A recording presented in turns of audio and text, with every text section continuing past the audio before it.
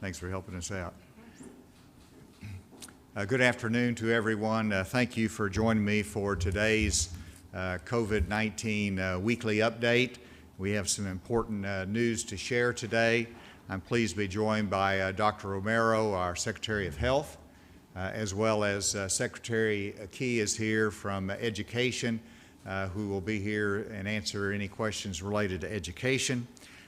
We also have General Penn, who's been very instrumental in helping us coordinate our planning for vaccination distribution, and he'll have a few words to say as well. So with that, let me first go to a vaccination report, which is our first graph, which brings you up to date on where we are with phase 1 of our vaccination program. And here, as you can see, that on the left side, it describes who's in 1A, healthcare workers, long-term care residents, and our first responders. And then on the right side, you see that we have the doses received, the doses that have been given out, and then the change in the last 24 hours. And so on doses received, 227,000 round numbers, 89,000 given, which is about 39.3%. As you can see, we've received 24,000 in the last 24 hours, and so there's always going to be, like yesterday we were at 39.7%, but you get 24,000 in to increase your inventory. Obviously that's going to take some time to get out, so the percents are always changing. And then the doses given the last 24 hours, 8,600. As you can see, over the last week, every day, our doses given has accelerated. And that is the doses received by our state. There's the long-term care contract with CVS and Walgreens. That is a federal contract that they've given out 15.7%, and they're still on target to have their clinics within the long-term care facilities. And with that, where we are right now in talking with our hospitals, our COVID Winter Task Force with Dr. Romero and his team, we have reached the point in terms of our 1A phase that we're on target to reach that by the end of the month, and we are ready to move into 2 categories of 1B. And so today I'm announcing that we're going to move to 2 categories of 1B, which is the age of 70 and over, and the other category would be our K through 12 school staff and employees, our daycare employees, as well as our higher education staff and teachers. Those will be included in the 2 categories that will be eligible beginning next Monday, January 18th, for vaccination. The reason for this is we want to continue to increase as fast as we can getting these doses into the arms of our Kansans, and at the same time being able to manage the limited supply that we're giving. As you can see, 24,000 was received in the last 24 hours. We've been getting about 50,000 doses a week. I expect that to increase. And so we're trying to set the stage for increasing those doses and getting those out as quickly as possible. If you go to the next slide, this is phase 1A now that I just went through, which is the healthcare workers, the long-term care facilities, and our other priority groups of first responders. That's where we are right now, and we have vaccinated to the point that we can move into 2 different categories, which is 1B beginning on January 18th. And as I indicated, we're doing Arkansans age 70 or older, and these vaccines are available through your community pharmacies. The hospitals are participating in this when they have the doses available. They can call ahead for an appointment, and there'll be vaccine clinics and events that may be available in your area. This is county by county approach in terms of the vaccinations. but we're increasing that opportunity for those to get vaccinated in these categories. In terms of education, including higher ed and child care, the school districts will drive it. So if you're a teacher, check with your school district. Are you going to have a clinic? How are we supposed to get vaccinated? And they will have to work with their local provider, pharmacy, or hospital to schedule a clinic or an opportunity or an appointment to get vaccinated. This is working from each county and community to assure that vaccinations are available across the state and not just in one area. And then this is later in 1B. We're not all the way through 1B. This is where we'll get to later, but the frontline essential workers, we're not to yet. They don't start on Monday, but we will get to them. They're later in phase 1B. The next one, we're just reviewing the different phases and who's in it. This is 1C, and again, right now, this is people who are 65 to 69, people with high-risk medical conditions that are younger, and other essential workers. And this is all on our website, but this is something I wanted to talk about in terms of why we're doing priority populations, because we have a limited supply, and if we can bring in our workforce in education, which is about 132,000, that's a lot for our local pharmacies to handle. If they're 70 and plus, that's another 311,000. So we're looking at adding next Monday 443,000 new potential Arkansans to be vaccinated. Now we know that some will wait, but it's going to take time to get through all of those, but we're going to start that Monday. Now there is a debate in Washington. I understand there's been some comments nationally. Well, maybe we should go ahead and do 65 to 69 and bring in other categories early on. We have to manage the process in a way that gets vaccines out as quick as possible, but also in a way that doesn't, that gives priority those that need it the most. And so if you did 65 to 69, and by the way, that is, when we say 462,000, that is for everybody in Arkansas 65 up. So if you really wanted to look at that one category, you'd subtract the 311,000 from 462. You'd be adding another 151,000 if you went down to that level. We will get there, but we're not ready to do that Monday. And so those are the information as to what we're moving to Monday. Let's go to the next slide. And before I go to the next item of business, let me go ahead and cover our case report for today. And our case report for today, the last 24 hours, look in the middle right there, you'll see that we have added 3,209 total cases over the last 24 hours. This is down about 1,000, I believe it is, from a week ago. Our testing is higher than it was a week ago. We have 10,600 that's been tested, both PCR tests and antigen tests. The hospitalizations has decreased by 17, which is some relief for our hospitals, but with the increase yesterday, day before, we're still got a ways to go to give any real relief for our hospitals. It's still a challenge for us. And then the deaths is what we're anxious to reduce that number. We have 40 new Arkansans that are recorded as having passed away as a result of COVID-19. You can see our new cases by county as well, and it shows again our top population counties are looking at being the top numbers.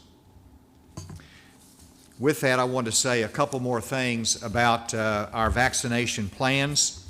As you know, last week I tasked General Penn and his team, working with Director A.J. Gary in emergency management, to work on a specific plan that the public can see, that they can know exactly what we are doing and how we are doing it.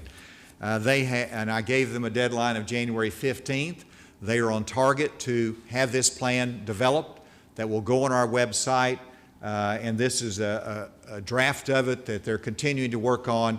but we expect that to be concluded in the near future, and that is part of our planning process with the Department of Health. Secondly, I wanted to recognize Colonel Robert Ader that stands here. Colonel Ader, come on over. He currently serves as Director of Military Affairs for the Arkansas Economic Development Commission.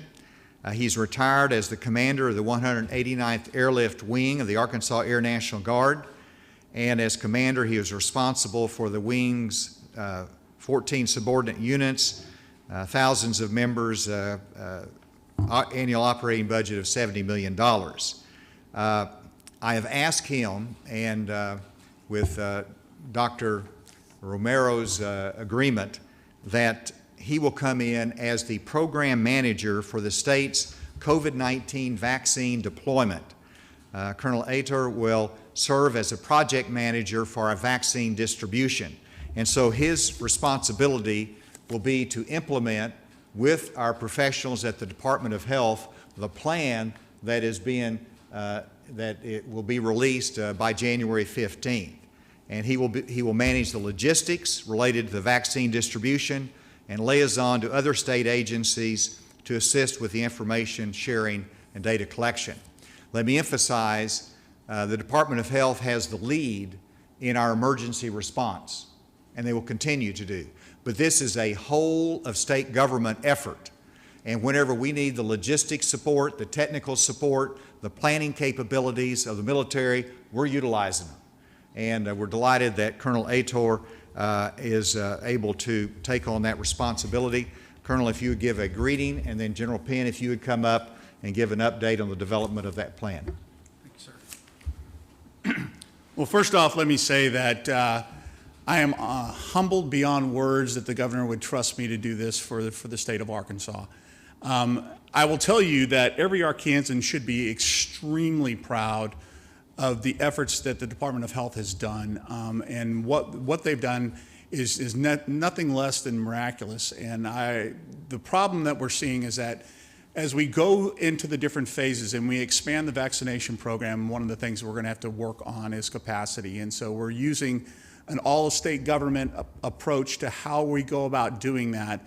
And I thank the governor for allowing us to reach to all parts of government. And like I said, we're going to be using the Department of Commerce. The military department obviously is very, very important to this. But we're using everything to be able to get to this so that we're servicing the needs of our fellow Arkansans. So I'm looking forward to the challenge and the opportunity. And I got to tell you that this is a big job, but it's one that is very, very meaningful. And like I said, every Arkansan should be very, very proud. Thank you, sir. Thank you, Bob. General?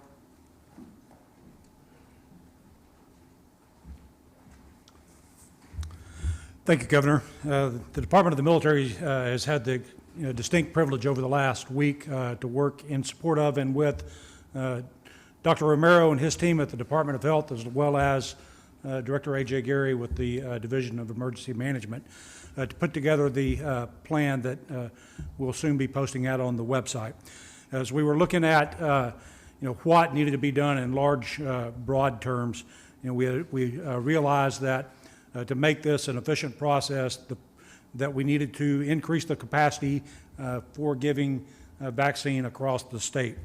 And so we looked at what we need to do to enroll more hospitals, clinics, pharmacies, as well as, in some cases, private industry has their own health units, and to bring all of those into the fold and make them eligible to give the vaccine. We also looked at the need to manage vaccine distribution as well as the administration of shots. And so we've established procedures to enter data into a program of record, a management information system, if you will, that gives visibility across state government to the amount of vaccine that we've got on hand, where it's at, and how often and how much of it that we are dispersing. We've also built in procedures where if a school district or some other large body wants to give a large vaccination clinic, that they can request a strike team, which is very much in line with the strike team concept used during flu season. And then finally, we've built into the plan the means to both communicate what the plan is to the citizenry, to the providers, and then also to coordinate information across state government so that we can manage the process and provide information back to Dr. Romero and the governor in time to make timely decisions. Sir, thank you. Thank you, General Penn. And then Dr. Romero, we welcome your comments. And again, thank you for your leadership and partnership. Thank you, Governor. So let me begin by acknowledging and thanking both the General, the Colonel, for their efforts in putting together this plan and aiding us in getting this forward. It's clear that we're stretched between multiple fronts on this, and their help has been instrumental in getting this done. We will be getting more vaccine in the future. There is a third vaccine that is on the horizon and will be discussed in the near future at the ACIP meeting, and hopefully will be approved by FDA. So vaccines will increase in the relatively near future. At this moment is that we begin to immunize those individuals at highest risk for morbidity and mortality, and that we can have the most impact. As has been stated by the ACIP on multiple occasions, the goal is to minimize disease, minimize adverse events, and maximize benefit of each vaccine. So with that, I'll turn it back over to the Governor. Thank you, Dr. Romero. And with that, we'll turn it open to questions. Pretty badly behind other states in terms of percent of the population that's been vaccinated. I guess I understand what y'all are doing now, but I guess what explains how it got to this point? Why has it been lagging so much? The New York Times gave a report yesterday based upon some CDC information that was inaccurate. And let me invite Dr. Romero, who talked to the CDC about that, to explain. So thank you. I also saw that report yesterday that placed us 7th from the bottom, and that alarmed me. So in reviewing the information that was listed on the website, comparing it to what we had, I spoke with the CDC. The numbers are actually incorrect. So when we calculated the number of doses given and the number of individuals we had administered as of yesterday, 39.7% of our total allotment to the state.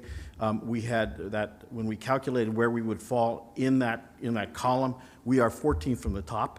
So the data is erroneous, and we are doing a good job at this time.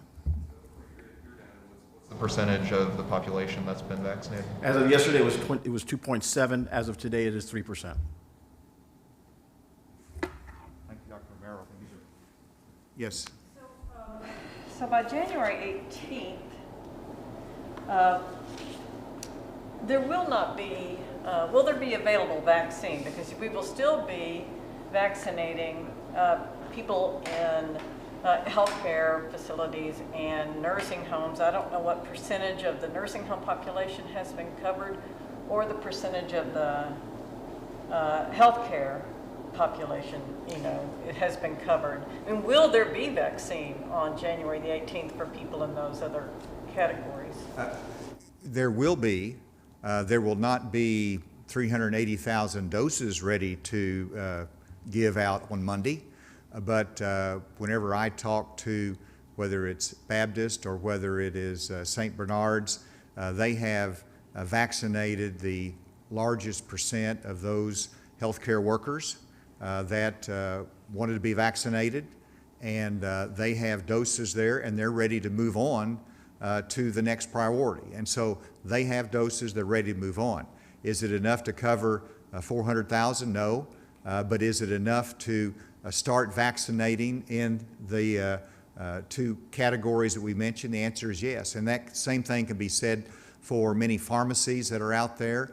And then we're going to be getting additional supplies in. And I expect that whenever President-elect Biden indicated that he wanted to shift more of the vaccine in storage, for the second dose to get to the state. I expect that to happen. And so while we're going to stick with that regimen of 2 doses for everybody, make sure we can accomplish that, we do believe that there will be increased supply as we go into the coming weeks.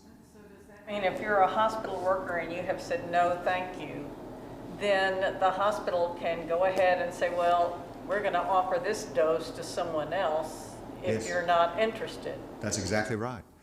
They had an opportunity for priority, which was important. Some chose not to take that priority, so we're going to move to other priorities. Yes? Inmates are going to fit into the priority groups, and if they are in the 70 and older age group, are they going to be able to get it next week? Dr. Romero, do you have an answer to that? The inmates are in, I believe it is 1C at the present time, and we will adjust that as there's further guidance or necessity or sufficient doses out there, but that's where they are at the present time. Do you have anything else to add on it? Would that change if they're 70 or older? I believe that they would stay in 1C, but Dr. Romero? At this time, they will stand. COVID question. The FBI had put out a bulletin about armed protests or rallies at all 50 state capitals.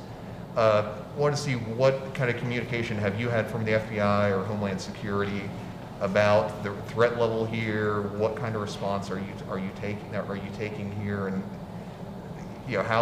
how concerned are you about the Capitol as a potential target? Well, we take every piece of intelligence very seriously. We look at it, we evaluate it in terms of the national FBI intelligence that's brought to us through our Fusion Center. I stay in direct contact with them through our state police, and our first concern was the opening of the legislative session. We had sufficient security resources both present and then available for whatever would come up. And we will have the same kind of plan for future incidences or threats that we might see. I know there's some discussion nationally about what happens on January 20th, the inauguration of the president, and days leading up to that. We'll continue to evaluate the information that we have and make good judgments on it. I assure everyone that we're going to protect individuals and citizens and public servants as they are in the Capitol, as well as the Capitol itself as a seat of our democracy here in Arkansas. What factors are you going to use to decide whether or not to activate the National Guard or to tell people to stay away from the Capitol? Well, the factor would be that if civilian law enforcement is not sufficient to handle the threat or the violence that might be anticipated or that we might see. And that's the role of the National Guard, is a secondary support to back up civilian law enforcement. At this time, I have not seen anything that indicates that our civilian law enforcement resources cannot handle any threats that we see at the present time, but we'll continue to evaluate that. As you know, that last year we did call out the National Guard, but it was actually after visibly seeing the actions that were taken that crossed the line into destruction of property, and then we at that time made them available. So for people who are going to be eligible for the vaccine, like particularly the older Arkansans, what are they supposed to do to get in line to get the vaccine? Do they just have to call around to different pharmacies, or? Well, they need to look at their community and determine where the doses, the vaccine is available. The pharmacies are in every area that can be covered. And then secondly, you have your hospital as an option. And so we'll be continuing to provide more information, but much of this information will be distributed locally so people will know where it is that they can go and what they need to do to get on the list. It's not all going to happen Monday, but they've already started creating. In your arm. So the whole point of it is that we want to be able to communicate, and make sure that everyone understands that these are our priorities, and then we're going to get you in, and so that we can take some of the confusion out of the equation, because if people start signing up for lists in 5 different locations just trying to get it, it confuses the system, so we can prioritize who's going to get the shot, if that makes sense. There's not going to be a centralized way to get on the list. The way the system works is that we have a program that communicates with all our systems in the CDC, and that system is where the request for a dosing comes into, and then that's how we prioritize where it's going to go in the state. And so we're using that system as our system of record, and that's how we're going to go in. And so when the people that are going to upload that system to tell us that there is a demand for the vaccine, that's going to come in from the providers. So that's going to come in from either a pharmacy or a hospital. And then from that, it'll come to the Department of Health, and then we'll put in the request to get the dosing sent to that location. But there's nothing to prevent somebody from signing up with multiple No. pharmacies. So, how are you going to increase the capacity you're talking about? Is that capacity of people to actually administer shots, people to make phone calls and make sure people know that they're notified that they can come get the machine? Where is that personnel coming from? So first off, right now, we've only had 212 pharmacies that have been involved in the 1A program. And so the first thing that we're doing is we're trying to expand that capacity to other pharmacies around the state. We still haven't exercised, the Department of Health has a long history of flu vaccinations and getting out there with their local health units. We haven't done that. We're also talking with the military department to be able to put together strike teams, with our local health units to go into a community and provide those shots. So there's a whole lot of things that we can ramp up to. I think the first thing is making sure we're spreading it out to the hospitals for large population areas and the pharmacies, and expanding the number of providers that we have here in the state. Yes, sir. Let's go remotely. Is there any questions online? Governor Rowley Hoyt with THB 11. I just heard the Colonel say that there'll be a centralized waiting list. There's already several waiting lists being created out there by these individual pharmacies. Are the people who have signed up on those lists, do they need to get off them or sign up for something else now? No, that was a miscommunication in some fashion. The Colonel said that there is not going to be a centralized list. This is lists that are compiled at the local pharmacy or hospitals or what the provider that's available. So there's not a centralized list. All right, thank you for that. Another quick question. Lieutenant Governor Griffin today tweeted that he would rather see larger venues, something more along the lines of mass vaccination clinics.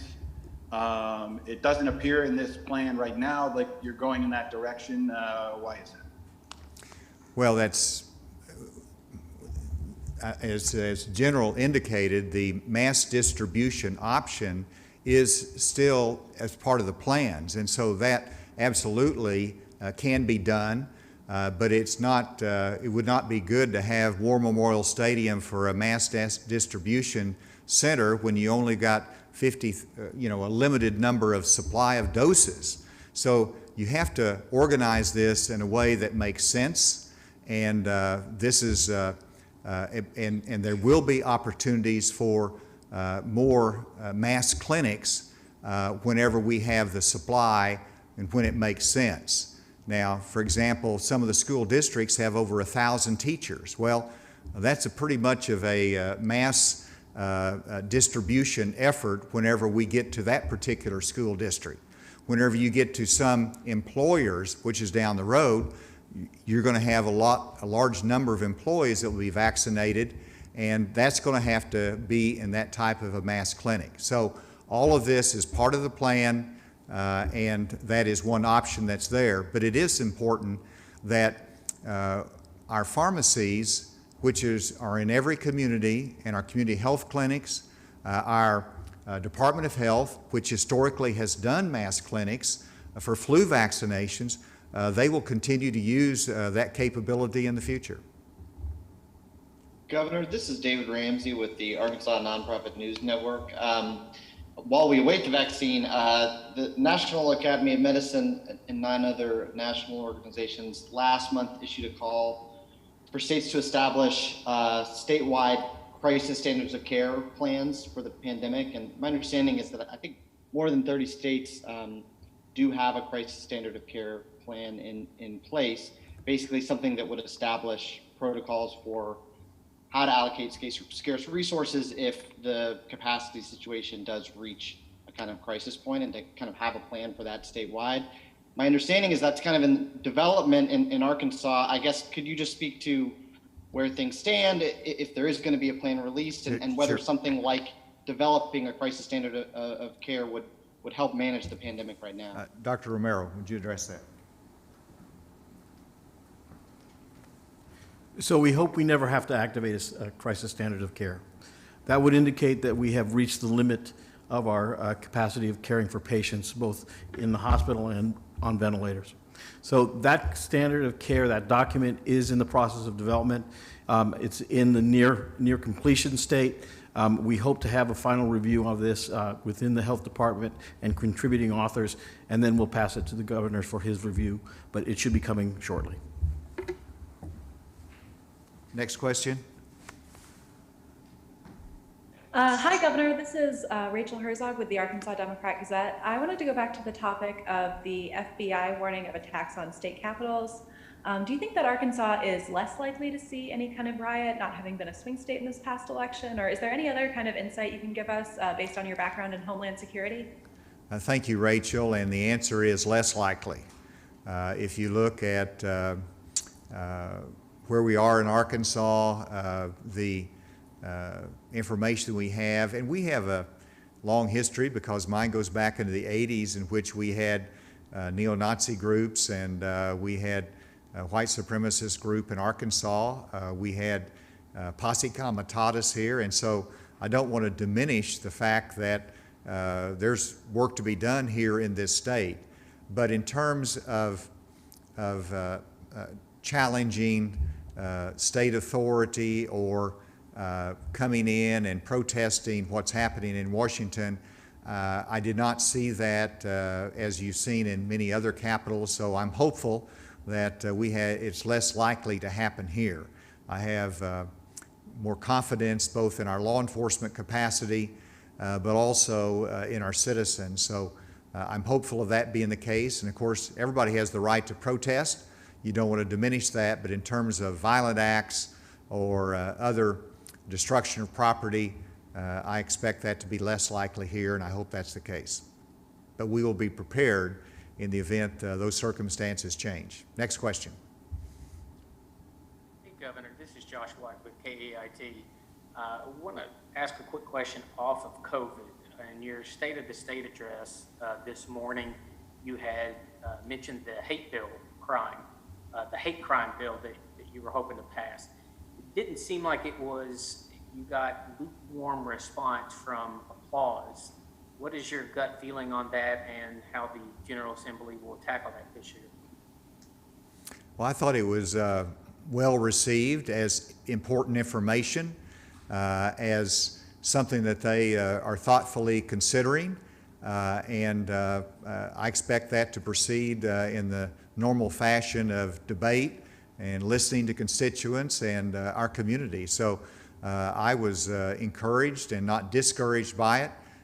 We'll see where it goes. Yes, good afternoon. One last question, sorry, on the State of the State. Any nostalgia on this is your last one? Anything looking back that stands out? Just optimism, and as I said, we started aggressively and strong, and we're going to continue that way.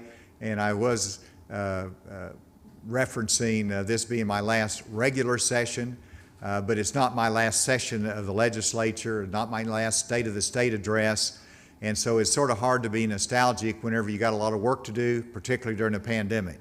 So I switched from the state address very quickly to vaccinations, and that'll be on my focus simultaneously with the upcoming legislative session.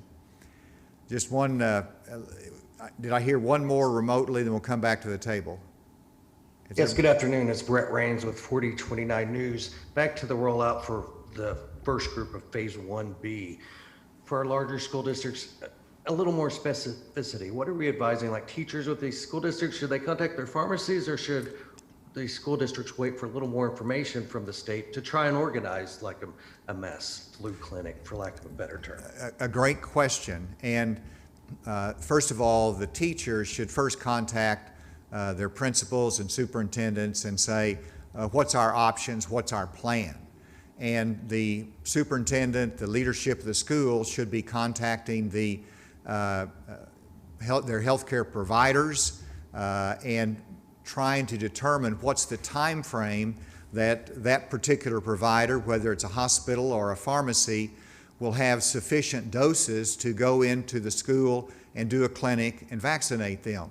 And so this is a ground up from the grassroots up initiative where it starts with the school district contacting the provider and managing it when we have the doses that they can schedule that clinic. And so that is what they need to do. I'm sure that there will be other options that will be considered, but that's the most logical one and where we see it being able to proceed the quickest. Back to the table. Are there any other questions? I want to go back to the question, this is maybe for Dr. Romero as well too, on the percentage of population that's been vaccinated, 2.7% versus what the CDC had, I guess it was, I don't know, it was 1.4%. Is that number that much better in terms of where you hope to be at this point? Is that still seems like it's a pretty low number? Well, I'm not happy with it, and that's one of the reasons we're moving into the first two categories of Phase B. I don't think anybody who wants to get all the vaccinations out can be satisfied with it, but I also know that the CDC set up a 3-day lag in reporting. And this is for all the states, but the focus was not necessarily the paperwork, but getting the shots in the arms. And so we're dependent upon pharmacies and hospitals entering the data, and they have 3 days to do it. And then we collect the data and it's transferred to the CDC, and they've got to upload it and get it right too. So there was a little bit of a gap yesterday. But this is a logistics challenge, and that's why we brought on the program managers, the experts in logistics to help us to manage this and to accelerate that throughput, because we're getting supplies, we're getting them out to the population. We want to reduce the delay there and get it out quicker. That's the whole objective, is to shorten that time. It takes, when you have a limited supply, it takes a lot of partners to accomplish that. Dr. Romero, this was addressed to you and I started talking. Do you have anything else there? So, no, I mean, we would like to have a lot more vaccine and into arms at this point. But if you look at us in comparison to other states, we're all in the same boat. There is only so much vaccine to be distributed. We're getting that vaccine and we're pushing it out. We will push it out faster as we develop more and more capacity to do so. So we will reach out to more Arkansans in the future. We probably have time for one more question if it is. Yes. Since there's 2 doses involved with each person, do you have any information on how many unique people have been vaccinated at this point? And also just kind of related to that, I heard there's some reports the federal government was going to go ahead and just release the second doses as well. So how significant will that affect the amount of vaccine that we're getting? Well, some have already received the second dose. Some healthcare workers have, others are in line for it. And so the impact for us is it gets more doses to us quicker and allows us to manage both the first and the second dose. you know, we're not going to the UK model of just trying to get one dose for everybody. We want to stick with that program that the FDA approved for the 2 doses, but it gives us more flexibility to get that first dose out more quickly.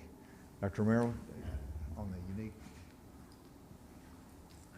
So you're actually talking specifically about the metrics that need to be looked at, and that is not just the number of doses you're giving, but you also want to look at how many people have completed the immunization schedule. So again, I will rely very heavily on Colonel Ator to give us that, to get that granularity. We're going to be getting that for us, and then we'll be able to provide it to you. But it is a very good question. We also want to have enough vaccine to begin the immunizations. I have read simply the press release from that conference. We understand that we will be receiving more vaccine, and that vaccine will need to be used for both the primary dose and then the final dose in each case. There will be vaccines in the future that require only a single dose. So those will also enter the mix. So this plan of vaccination will become progressively more complex as we move into this year. Thank you all very much today. Have a good afternoon.